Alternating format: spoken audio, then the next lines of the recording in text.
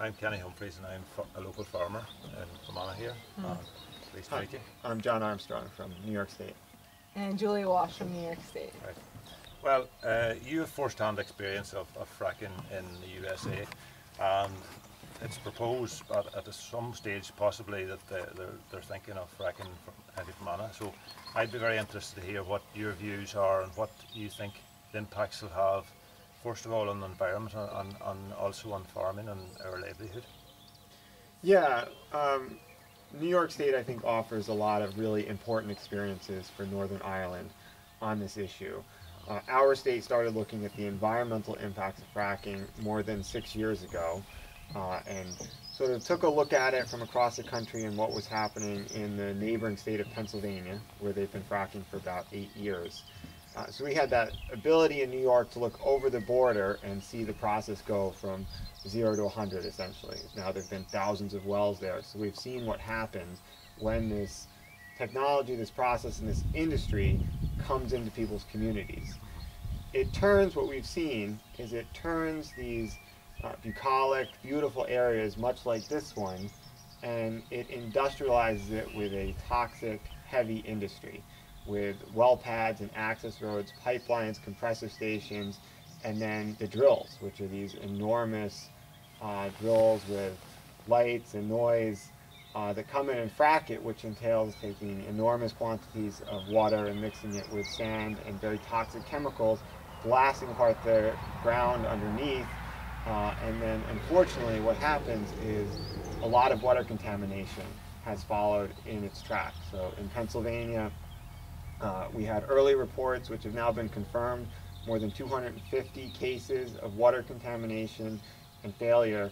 And you know, I think when you look at an area like this that depends on agriculture and people are drinking the water, that's a really,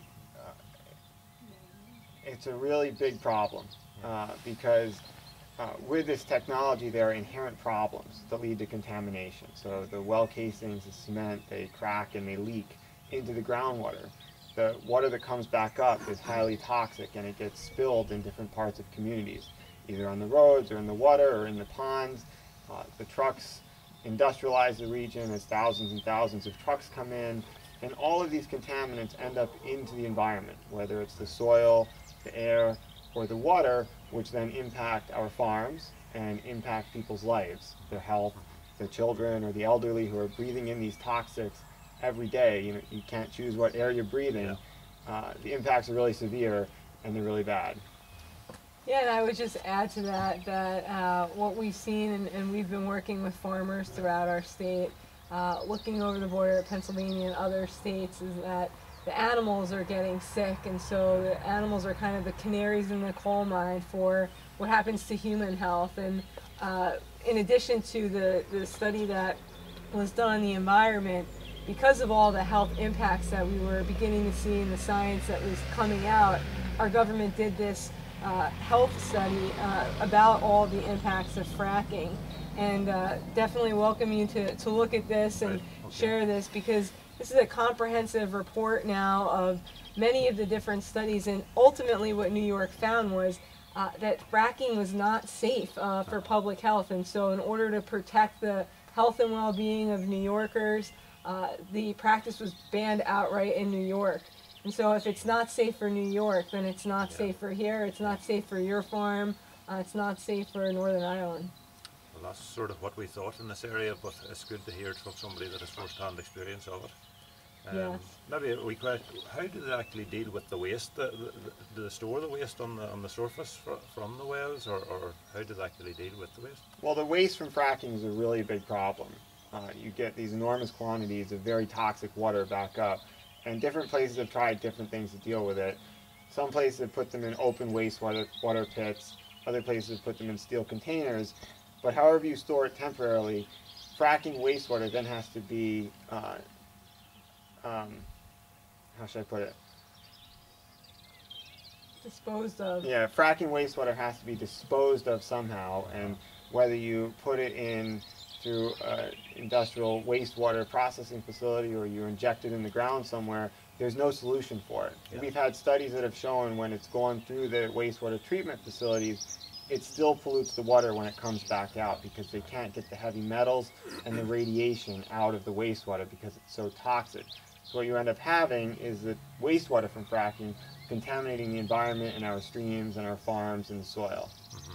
Yeah, ultimately, the water that comes up to the surface, I mean, this is 2 to 9 million gallons that's taken out of your freshwater supply, water supply that you need, that your farm animals need, that the communities here need to live, and they use that and basically poison it with toxic chemicals in order to go and blast open the shale. And so half of that surface water comes back up to the surface, and the industry literally has no answer. So if you ask any representative from the oil and gas industry, what are you going to do with the fracking wastewater, they won't have a good response because this is a massive amount of water that's poison, and there's nowhere to put poison water. We're talking about millions of gallons of it. And so why, destroy this beautiful area and have all this toxic wastewater? What we've seen and heard from folks on the ground is that sometimes there's all kinds of violations that happen in just getting rid of this. So when somebody's looking the other way, they're dumping it out in a stream, or they're letting it loose from the water containment truck that's running down the road. So there's all kinds of violations that happen because this is a industry that just wants to make money, and they'll cut whatever corners they need to do to make that money. So they don't play by any rules, they play by their own rules, and that's what we've seen across the United States. It's been horrific. Yeah. Now I want to add something about the United States. Unfortunately, the United States has accepted this process in many areas, and they did so on exemptions from our most fundamental environmental and public health regulations, the Clean Air Act and the Clean Water Act. Because of those exemptions from those Clean Water and Clean Air Acts, which would have otherwise regulated these toxic and hazardous materials and ultimately prevented a lot of this from happening, we haven't had the data coming in that we otherwise would have. So the science is only starting to emerge to show us the full picture of the negative ramifications of fracking our communities. But what I will say is the data we have so far, which is reflected in the New York State Public Health Review that you have, shows a lot of inherent problems and harms that can't be stopped. In the United States, we've had state after state say, we've looked at the science, we're going to do it safely this time, we're going to put in good regulations. But time and again, that has proven wrong. They're not able to do it safely because of the inherent problems and the toxicity of this industry. You've certainly confirmed a lot of my fears on here. So. Yeah, and just a final word. I mean, one of the things that we're hearing about is this exploratory wells here that they want to do test wells. And that's one thing that we fought very hard against in New York, because we know that once they get their foot in the door, then they'll come in with the whole cavalry soon after. And so it's very important that all of you work together to make sure that you protect your water and air and your families and communities from this dangerous and destructive industry from getting its foot in the door. And it seems as if there's been a little bit of putting the cart before the horse and allowing these licenses to move forward without having an adequate public health study like we did in New York.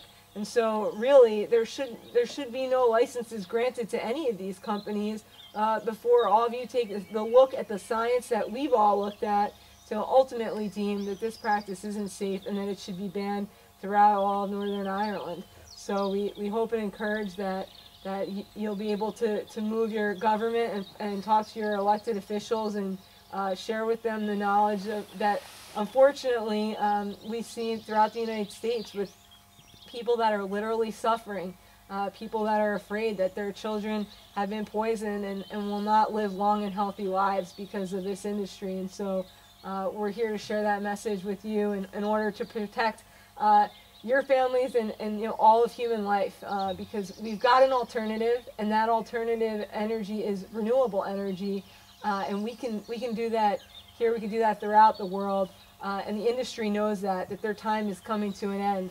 So it's time that they come to an end sooner, and that we can move forward with this renewable energy that's available. It's a lot safer.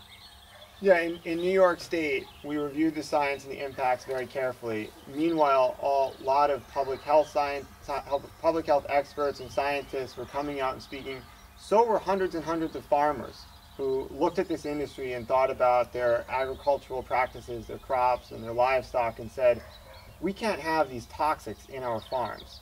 We can't have this anywhere in the state.